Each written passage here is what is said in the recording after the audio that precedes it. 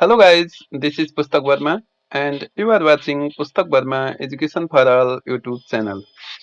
And today we are going to discuss about an essay from B.Ed first year general English. It's whole child education taken out from the website http slash newsglobal.org slash whole underscore child underscore education dot html. So the essay is about educating the whole child. That means all aspect of academic aspect, social aspect, emotional aspect, and the physical aspect of a child. So the summary are the main points of the essay. Central ideas. First, we will deal with the central idea. You essay the whole child education को central idea के होता. The essay whole child education is about holistic education. अब यो holistic education means समग्र शिक्षा यस integrated learning जस्तो भन्छौँ. This holistic education includes यसले के समावेश गर्छ it talks about intellectual, emotional, physical, social, spiritual and moral aspect of a whole person is मान्छेको complete several aspect को यसले के गर्छ study गर्ने गर्छ. This holistic education attempt to develop the intellectual, emotional, physical, social and spiritual aspect of the whole person. So, is what is holistic education? Holistic generally refers to an integration of various facets of life. भनेको होलिस्टिकले के गरेको हुन्छ विभिन्न फ्यासेट्स of life मान्छेको जीवनको जस्तो economics livelihood skills health education nutrition education several sorts of education फिल्डलाई यसले के गरेको हुन्छ समावेश गरेको हुन्छ the term holism generally refers to the integration of various aspects of life. Holistic education also attempt to nurture the development of the whole person. This includes the intellectual, emotional, physical, social, aesthetic भनेको beautiful, beauty is spiritual, आत्मीय persons as a whole by J. Miller in 2005. It is a tool of transformations, empowerment, and change where understanding and classroom could be a place of caring and creativity. It is a perspective provided by emerging body of literature in science, philosophy, culture, history during the 1970s, which includes the multiple layers of meanings and the experiences. Thus, the this term or this topic is holistic education can be defined in a several ways. It overall we can say that it includes the various aspects of the human beings. So whole child education, teaching whole child means teaching safety, teaching social aspect, physical aspect, health aspect, support the child emotionally, intellectually, these overall. So there is the is a difference between holistic education and traditional education. परम्परागत शिक्षा र अर्को हाम्रो समग्र शिक्षा भन्छ. परम्परागत शिक्षा र समग्र शिक्षामा के फरक छ भन्दाखेरि हामीले के भन्न सक्छौं holistic education differ from traditional education in terms of role of the teacher. टिचरले कस्तो रोल प्ले गरिरहेको हुन्छ यो ट्रेडिसनल एजुकेसन र होलिस्टिक एजुकेसनमा के हुन्छ त फरक हुन्छ. त्यसपछि स्टुडेन्ट्सको रोल पनि के हुन्छ ट्रेडिसनल एजुकेसन एन्ड होलिस्टिक एजुकेसनमा फरक हुन्छ. In the same way parents र अदर स्टेक होल्डर अरू जो काम गरिरहेका छन् तिनीहरूको सँग सम्बन्धित व्यक्तिहरूको निकायहरूको पनि roles regarding traditional education and holistic education varies. So the first difference between holistic education and traditional education is that in holistic education teachers remains as a facilitator. टिचरले के गर्छ स्टुडेन्टलाई इन्करेज गर्छ अथवा अगाडि बढाउँछ विभिन्न बाटोहरू देखाउँछ एउटा हेल्परको रूपमा काम गरेको हुन्छ. तर अटोक्रेटिक अल नोइङ भनेको केमा हुन्छ त ट्रेडिसनल एजुकेसनमा अल नोइङ हुन्छ सब सर्वज्ञता तर होलिस्टिक एजुकेसनमा फेसिलिटेटरको काम गर्छ. सेकेन्ड डिफरेन्स इन्टिग्रेटेड लर्निङ भनेको सबैको समग्र लर्निङ के गरिन्छ त are appreciated in the classroom in holistic education. Alienated अथवा फ्रेगमेन्टेड टुक्रै टुक्रा भएको लर्निङ एक्लो लर्निङ के हुन्छ त ट्रेडिसनल एजुकेसनमा हुन्छ. Creativity and cognitive development are the keys to holistic education. Holistic एजुकेसनको क्रिएटिभ संज्ञानात्मक र एकदमै क्रिएटिभ डेभलपमेन्ट्सहरू के हुन्छन् त होलिस्टिक एजुकेसनमा हुन्छन्। तर अर्कोतिर प्यारोट लर्निङ र मेमोराइजेसन, यसलाई हामीले अर्को भाषामा भन्छौँ मेमोराइजेसन एन्ड रिसाइटेसन। सुगाको लर्निङ, सुगा जस्तो लर्निङ र अर्को के भनेछ यो हाम्रो memorisation. These are the two aspect two keys of traditional education. Then the essay talks about J. Krishnamurti. अब J. Krishnamurti's को उद्देश्य, according to J. Krishnamurti, the purpose of education is not merely acquiring knowledge. Education को main उद्देश्य के हो त ज्ञान मात्र प्राप्त गर्ने होइन, ग्यादरिङ एन्ड कोरिलेटिङ फ्याक्ट। यसको काम के हो त not merely acquiring knowledge, gathering and correlating fact. यसको एजुकेसनको मेन उद्देश्य नलेज प्राप्त गर्ने, जम्मा गर्ने र फ्याक्टसँग जोड्ने मात्र नभइकन, but the key focus of education is to be relevant to life of a person as a whole.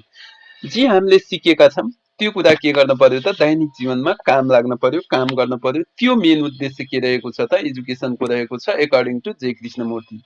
In Edison, यस अतिरिक्त उनले के भन्छन्, it should have internal freedom, मान्छे भित्रैबाट स्पिरिचुअली फ्री हुनुपर्छ।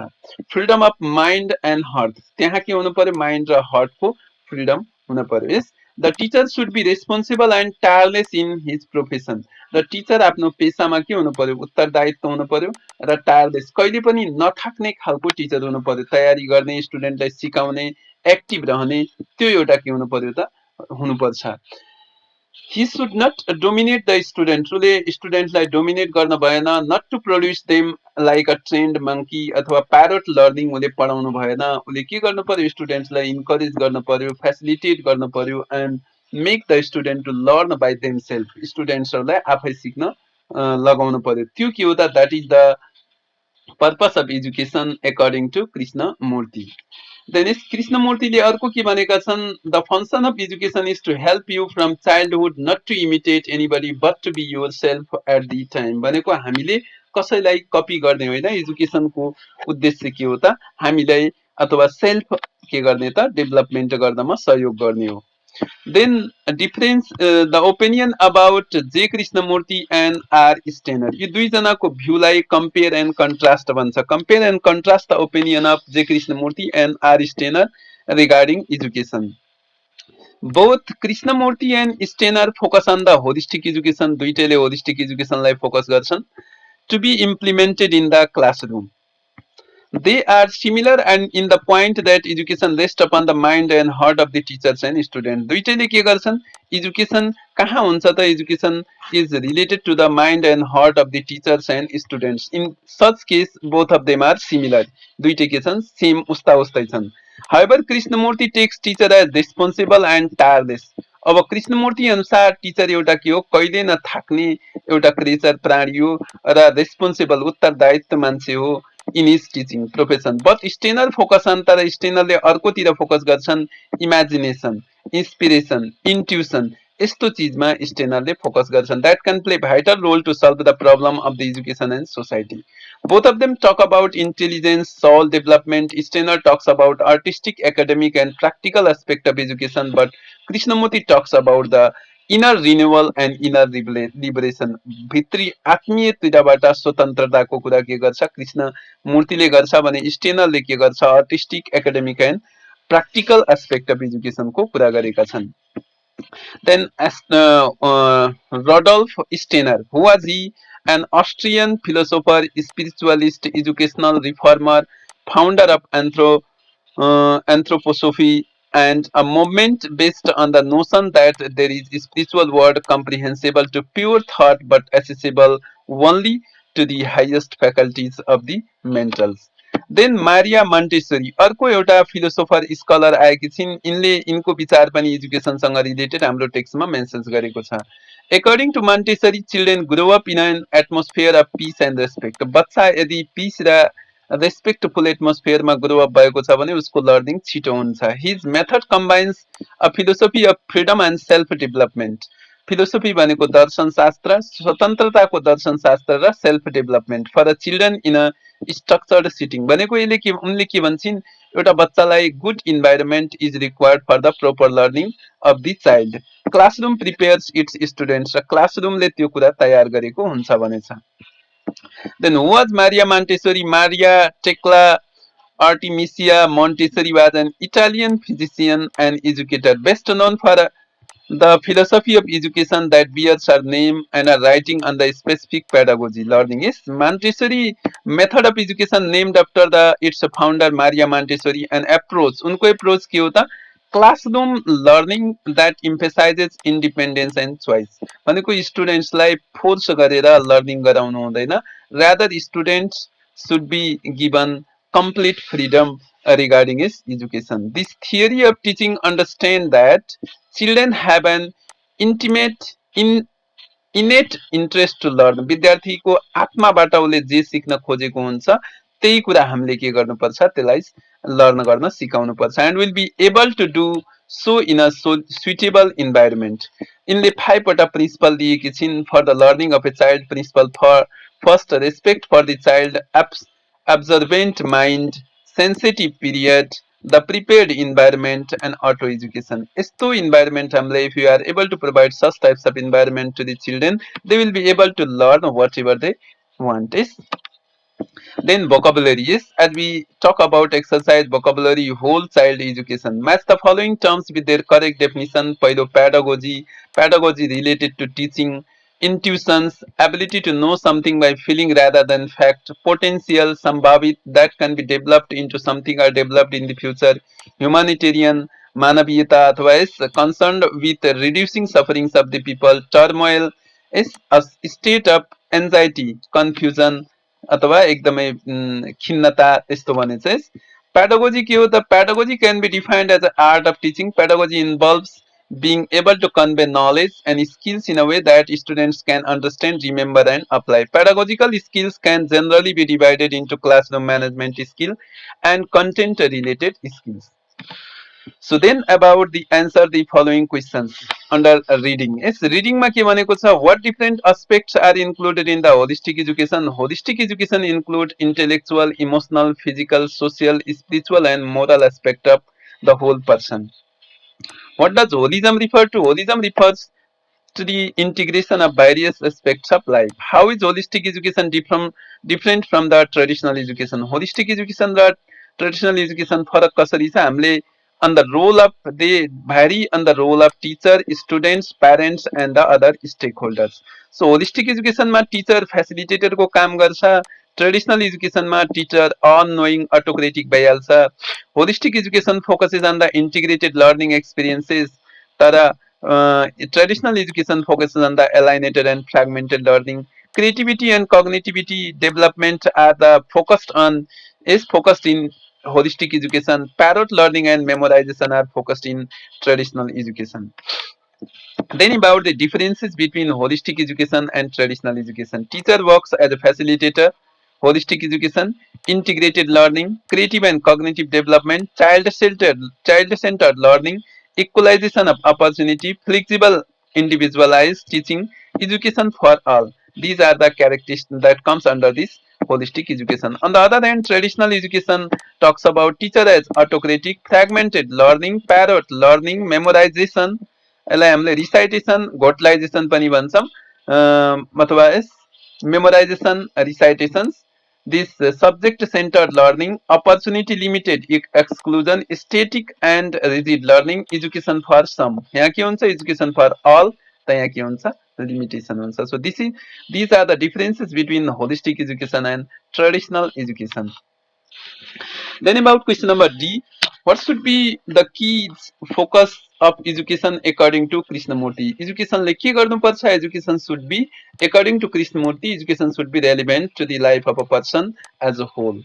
उसको जीवनमा जे कुराहरू अथवा लाइफको डे टु डे लाइफसँग के हुनुपर्छ education should be related briefly describe the role of teacher as described by J Krishnamurti अनुसार टिचरको रोल के हो त teacher should be responsible according to G Krishnamurti को अनुसार टीचर रेस्पोन्सिबल टायर्स रेस्पोन्सिबल भनेको उत्तरदायित्व टायरलेस भनेको कहिले पनि नथाक्ने खालको in his profession he shouldn't dominate स्टुडेन्टलाई दबाउनु हुँदैन उसलाई ट्रेन्ड मङ्की बनाउनु हुँदैन मेसिन प्रड्युस गर्नु हुँदैन उसलाई के गर्नुपर्छ इन्करेज गर्नुपर्छ फेसिलिटेट गर्नुपर्छ in the learning and develop their self dependent is Compare and contrast the view of education put forward by J. Krishnamurti and R. Steiner.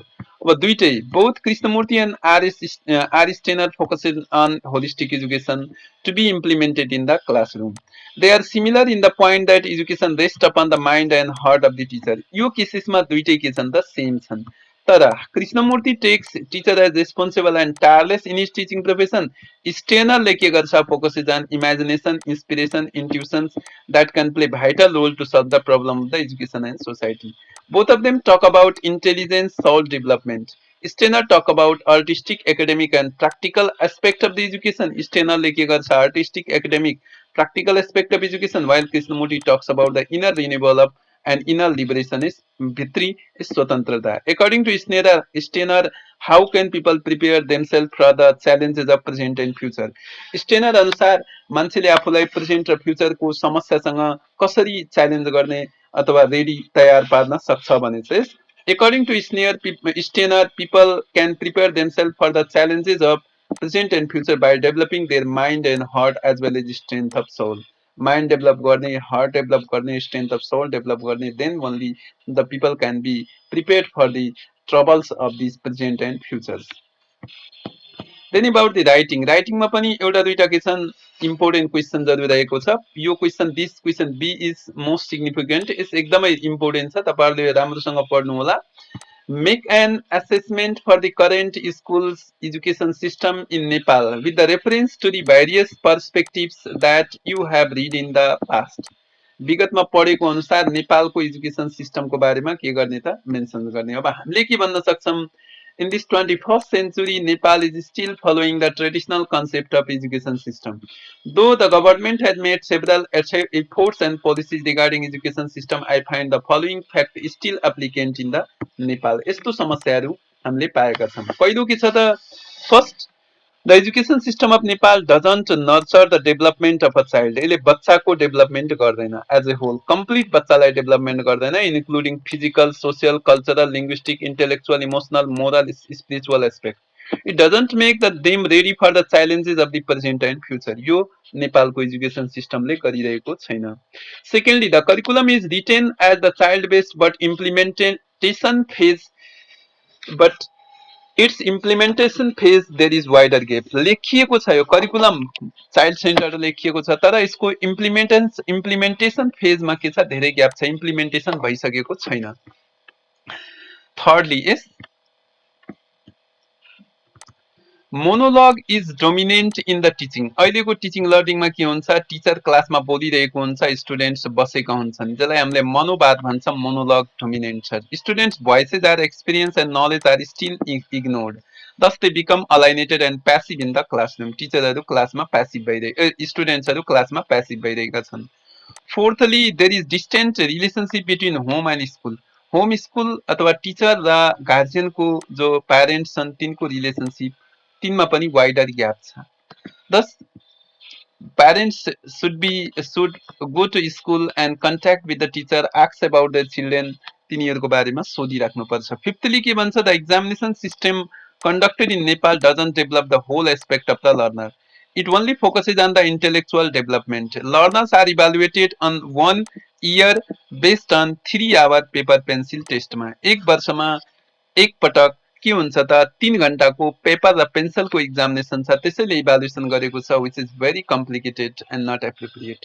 Lastly, there is less use of ICT or IT in the classroom. ICT र IT को claim अथवा use पनि भइरहेको छैन though it is a era of science and technology. So because of these reasons we can say that the current school education system of Nepal is facing so many difficulties, obstacles or hurdles nowadays. Educating the whole child means academic aspect, social aspect and emotional aspect and this physical aspect. We should educate the child with all over aspects is that consisted with the child is. Then question number A, write what holistic education is for you and in your own words. आफ्नो विचारमा holistic education भनेको के हो? Explain with example how holistic education can be promoted in school. स्कुलमा कसरी promote गर्न सकिन्छ? Describe the role of teacher, students, parents and other stakeholders.